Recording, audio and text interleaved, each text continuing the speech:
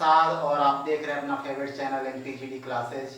तो आज हम लोग एक नया लेसन द्विघात समीकरण पढ़ेंगे जो बहुत ही महत्वपूर्ण है परीक्षा के दृष्टिकोण से। हर वर्ष इससे काफी क्वेश्चंस पूछे जाते हैं। तो हम सीधे चलेंगे द्विघात समीकरण पर। इसके पहले आप लोगों ने द्विघात बहुपद पढ़ा। द्विघात बहुपद के अंतर्गत मैंने आपको बताया जैसे कि x² + 5x + 7 है, यह द्विघात बहुपद है क्योंकि जिस बहुपद में चर राशि का सबसे बड़ा घात होगा 2, उसको हम द्विघात बहुपद कहेंगे। अब अगर इसी द्विघात बहुपद का दो पक्ष हो जाता है, राइट साइड अगर हम 0 ले लेते हैं या कोई संख्या ले लेते हैं तो द्विघात समीकरण हो जाता है। इसको स्पष्ट रूप से कहूं, अगर कोई f(x) या बहुपद है तो f(x) = 0 क्या होगा? द्विघात समीकरण होगा। जैसे कि यह द्विघात बहुपद था और जब हम बराबर 0 कर लिए तो यह द्विघात समीकरण हो गया। दो एग्जांपल आपके सामने और है, x² - 9x + 25। यह द्विघात बहुपद है क्योंकि इसका जो वेरिएबल है इसका सबसे बड़ा पावर 2 है और यह द्विघात बहुपद है तो इसका इक्वल 0 क्या हो जाएगा? द्विघात समीकरण। यह भी द्विघात बहुपद है और इसका इक्वल 0 कर दें तो यह द्विघात समीकरण हो जाएगा। द्विघात बहुपद इक्वल 0 या कोई संख्या लेते हैं तो द्विघात समीकरण होता है। हाँ, तो देखिए आपके सामने दो समीकरण है। अब हमें चेक करना है यह द्विघात समीकरण है या नहीं है। तो क्या करते हैं, यहाँ पर फ्रैक्शन बन रहा है तो इसको एक में कर लें, x का x में मल्टीप्लाई करेंगे, x² + 1/x इक्वल कितना है? 2 है। क्रॉस मल्टीप्लाई कर देते हैं तो x² + 1 का 1 में मल्टीप्लाई होगा, x² + 1 होगा, 2 का मल्टीप्लाई x में होगा 2x। इसको इस तरफ ले रहे हैं, x² + 2x आएगा -2x और क्या है? +1 = 0। इसका सबसे बड़ा घात कितना है? 2 है, इसलिए यह द्विघात समीकरण है। यहाँ देख लेते हैं इसका हर एक लेकर हम एलसीएम ले लें या तो सीधे हम गुणा करके चेक कर लें। x का x² में होगा, जब चर राशि का गुणा करते हैं तो घात जोड़ दिया जाता है। इसका घात 1, इसका घात 2, x³ + 1 प्लस क्या हो जाएगा? यह 3x और x = 0। जैसे इसका हर 1 है, 1 से हम डिवाइड करेंगे x बार, x का 3 में मल्टीप्लाई होगा 3x हो जाएगा। क्रॉस मल्टीप्लाई कर लें, x³ + 1 + 3x इक्वल x का 0 में गुणा होगा 0। आप देख लीजिए इसका सबसे बड़ा घात कितना है? 3 है, इसलिए यह द्विघात बहुपद नहीं बल्कि त्रिघात बहुपद होगा। हाँ, तो कहते हैं कि द्विघात समीकरण का मूल ज्ञात कीजिए या हल ज्ञात कीजिए, दोनों एक ही चीज है। अगर द्विघात समीकरण को हल करने के लिए कहे चाहे द्विघात समीकरण का मूल ज्ञात करने के लिए कहे तो दोनों एक ही चीज है। हाँ, मूल को हम शून्य भी कहते हैं, मूल को शून्य, इंग्लिश में इसको कहते हैं जीरोज। तो आइए हम पढ़ते हैं द्विघात समीकरण को हम हल जब करते हैं तो उसकी कुल 3 विधियां हैं हल करने की। नंबर 1 गुणनखंड विधि, नंबर 2 पूर्ण वर्ग बनाकर और नंबर 3 सूत्र का प्रयोग करके।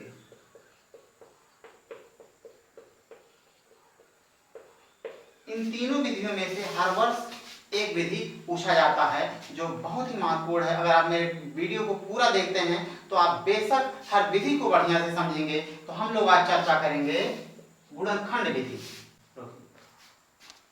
तो हम लोग देख रहे हैं हमारे सामने द्विघात समीकरण है x² - 4x + 3 = 0। इस द्विघात समीकरण का हमें हल करना है गुणनखंड विधि से। सबसे पहले आप यह जान जाएं कि कोई भी द्विघात समीकरण ax² + bx + c = 0 के रूप में होता है। अगर द्विघात बहुपद की बात करें तो x² + bx + c के रूप में होता है। तो x² - 4x + 3 = 0 में गुणनखंड करने के लिए, गुणनखंड विधि से हल करने के लिए हम क्या करते हैं? मध्य पद को 2 भाग में तोड़ते हैं। 2 भाग में अगर आप तोड़ लेंगे सही रूप से तो पूरा सवाल आप समझ गए।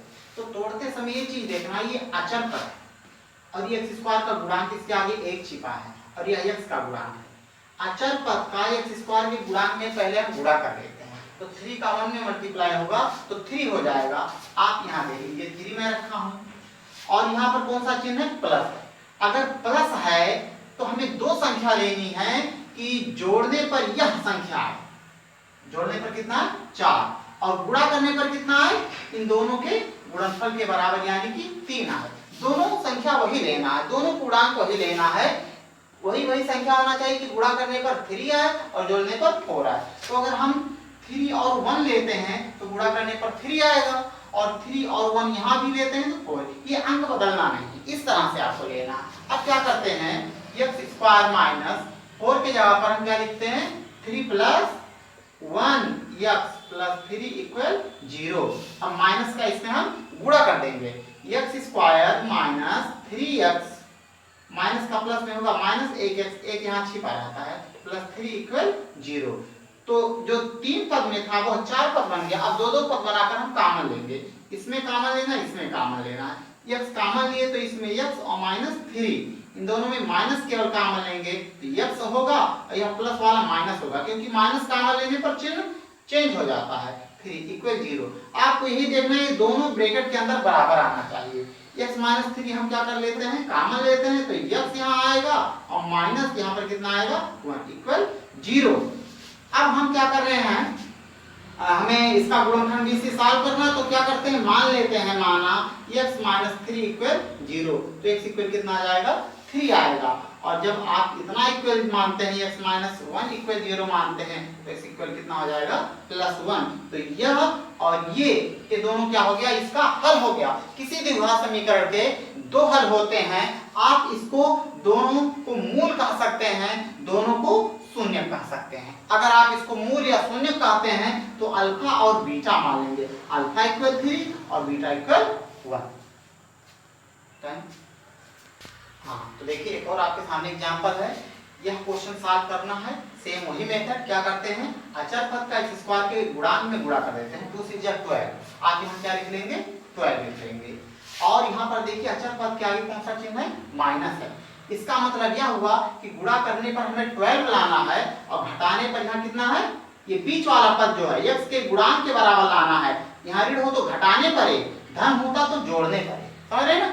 तो घटाने पर 1 आए और गुणा करने पर कितना है, 12 आए। तो हम क्या ले लेंगे, 4 और 3 लेंगे, गुणा करेंगे तो 12 आएगा, और 4 और 3 अगर हम अंतर कर रहे हैं तो कितना आएगा, 1 आएगा। दोनों को फॉलो कर रहा है, गुणा करने पर कितना, 6 2 12 के बराबर आना चाहिए, घटाने पर 1 आना चाहिए। तो 4 और 3 हम लेंगे, गुणा करने पर 12 और घटाने पर 1। अब क्या करते हैं, इसको हम 2 भाग में तोड़ेंगे, इसी के यहाँ पर रखेंगे 6x² माइनस x के यहाँ पर हम कितना लिखेंगे, 4 माइनस 3x और माइनस 2 इक्वल 0।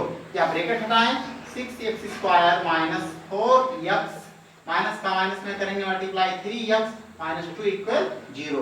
दोनों में हम क्या कॉमन लेंगे, मैक्सिमम कॉमन 2 और x कॉमन ले लेंगे, यहाँ आएगा 3x और माइनस कितना है, 2 हो जाएगा। और यहाँ प्लस कॉमन लेंगे, कुछ कॉमन नहीं है तो 1 कॉमन लेंगे, 3x माइनस 2 इक्वल 0। 1 लिखे ना लिखे, देखिए ब्रैकेट के अंदर बराबर आ गया, तो 3x माइनस 2 कॉमन लेते हैं तो क्या मिलेगा, यहाँ पर हमें 2x और प्लस 1 इक्वल 0। अब हम अगर द्विघात बहुपद होता है, 0 नहीं होता, तो यही इसका आंसर हो जाता है। लेकिन द्विघात समीकरण है तो हम क्या करते हैं, मानते हैं, माना 3x minus 2 equal 0, 3x equal minus 2 transfer होगा प्लस 2, x इक्वल 2/3। और यहाँ देखिए इसको मान लेते हैं 2x plus 1 equal 0, 2x equal minus 1, x equal minus 1/2। ये दो इसके क्या हो गए, मूल कहें चाहे शून्य कहें, इसको हम अल्फा मान लेंगे और इसको क्या मान लेंगे, बीटा। ये इसके 2 हल हो। हाँ, तो एक और क्वेश्चन लास्ट देख रहे हैं, सेम वही नियम, बस रूट केवल इसमें आ गया है।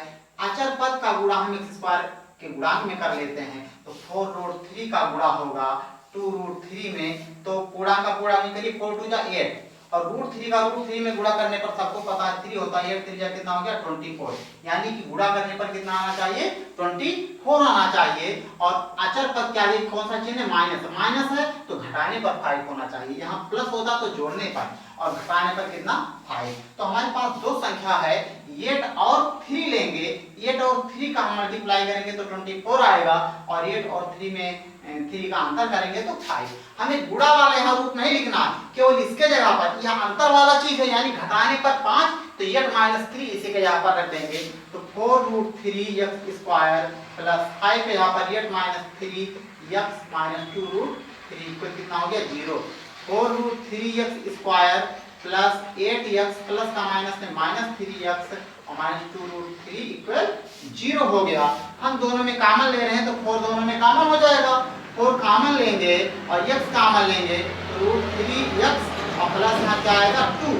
इन दोनों में क्या कॉमन है, ध्यान दीजिएगा, यहाँ 3 गुणांक यहाँ √3 में गुणा करते हैं तो 3 आ जाता है, यानी कि √3 कॉमन लेंगे, माइनस से माइनस और √3 कॉमन लेंगे तो हम क्या आएगा, √3 का √3 में मल्टीप्लाई करेंगे तो 3 होगा, यहाँ x बचेगा, माइनस कॉमन लिए तो ये माइनस वाला क्या हो जाएगा प्लस, √3 कॉमन है केवल यहाँ क्या आएगा 2 इक्वल 0। देखिए यहाँ पर बराबर आ चुका है, तो आप सही लगा रहे हो, √3x प्लस 2 कॉमन लेंगे तो आपको मिलेगा 4x माइनस √3 इक्वल 0।